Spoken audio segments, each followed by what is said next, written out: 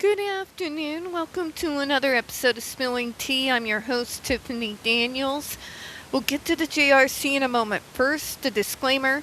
If you're unfamiliar with the Stop the Shocks campaign, you will find pertinent links right there in the description box.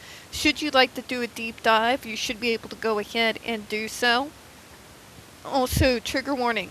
This channel is marked not for kids for a reason. We do use profanity. And when we talk about places like the Judge Rotenberg Educational Center, you're going to hear vivid descriptions of and catch clips of surveillance footage of people with mental health issues and disabled people being tortured and abused. So if you have children that are 16 and younger and they watch the channel, parental supervision very much advised. Alright, where we left off with Mr. Let's go back up here. Going back to Rebecca, sorry about that. And let's get back to going where we left off here.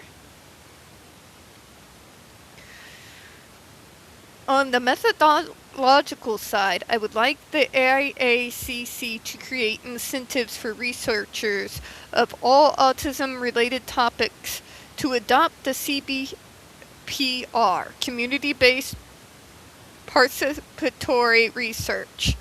CBPR is a long overdue method that involves autistic people in the research process, from conceptualization of data interpretation to communicating results. In other words, not just participating by offering people the chance to scan our brains, but being a part of the teams that are doing the analysis on whatever data comes in, on whatever research you're going into specifically. And I would have to say I agree. We have a dog in the fight. You know what I mean? This kind of research is incredibly important, especially as we're looking to get away from models like ABA that focus so primarily of trying to make us like everybody else, instead of goals that we may have for ourselves in comparison, right? So, got to agree with that there. IACC should create incentives using funding, endorsement, dedicated research working groups or conferences, or any other tools at the organization's disposal to encourage this important research practice. Even having I hate to use like a corporate meet and greet almost, only it's us, where we can all kind of talk about what our expertise are. What areas would we like to research? Where can we participate where we can be used to the best of our abilities? Because, I gotta tell you guys, you know me, I volunteer as tribute. I'm in. What do you need? Nobody's surprised. Finally, Rebecca continues, I have read the public comment from the Autistic Self-Advocacy Network, or as we know them here as ASAN, and I agree with what they recommend too, especially their idea of researching AAC and effective methods of communication for autistic people who cannot speak or have difficulty speaking, and non-medication mental health concerns. Your assistive devices, things of that nature, because they're not cheap, and unfortunately Medicaid doesn't cover everything. In summary, please prioritize diverse and intersectional people, affirming therapy/support, public system accessibility, CBPR, and ASAN's requests. And might I add, quit stripping autistics away from our rights to determine our own medical care. I don't care whether you agree with trans or not. I don't care what your religious beliefs are.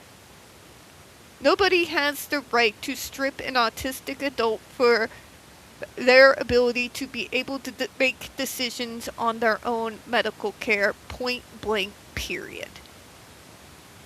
Period. You can agree with it or not agree with it. problem is, it's a slippery slope. Now that we have, at least in my state, an area where they can say, well, because you're autistic, even though you're an adult, we're not going to allow you to make that decision. How long is it going to be before they start taking every single right we may have to decide our own medical treatment? Because people don't stop there, folks. Take a look at our local and federal governments right now if you don't believe me. Alright, now I know this is a shorter video. I apologize for that in advance, but I do have some very important deliveries on the way that I need to be alert for so I don't miss hearing the door. So we're going to go ahead and close out for now, folks. We don't get very many views on this channel, and the few we do tend to get removed from time to time. Please don't forget to hit the like button, hit subscribe, don't forget to hit the comments, and make sure you are still set up to receive notifications. We don't want you missing any episodes of Down the Rabbit Hole or the Snake Oil Salesman series.